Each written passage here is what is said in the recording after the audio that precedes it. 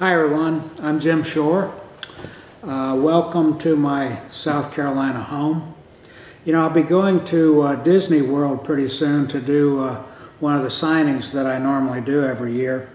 And one of my favorite characters that isn't all that well known, but he's popular with a lot of you all, is this little character right here. This is Figment. Now, one of the reasons I like him is because he's purple. And I don't know whether you've noticed or not, but I like purple. Another reason that I like him is he represents something that is kind of dear to me in the way I create the artwork that I create for you all. As the story goes, Dr. Nigel Channing is the director of the Imagination Institute. And within that institute, there are what he refers to as sensory labs. And he goes in there, and that's, as you can imagine, using the imagination and all your senses, your sight, your smell, your hearing, and all that sort of thing goes together to, you know, feed your imagination. Well, this little guy shows up for him, or with him, and this is Figment. So as you can see, you can make the connection, Figment, imagination.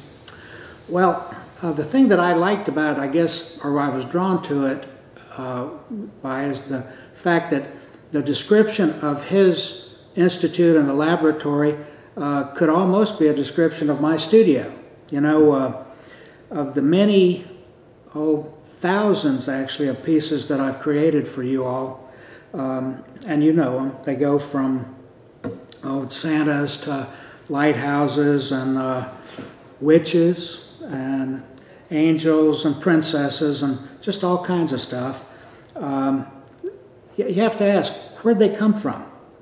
How'd that happen? There's no book on it. There's no instruction book saying sculpt this way, create this way, draw or paint this that way, because the images start out simply with a word, a suggestion.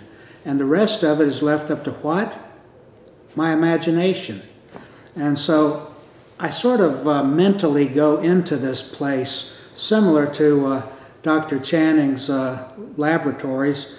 And along with this guy here, Figment, we open up the door and out comes the piece that I'm going to create. And it happens pretty much like that. Actually, the idea comes very spontaneously, and then I go from there. But it's the imagination that I rely on. And I urge you all to rely on that sort of thing too.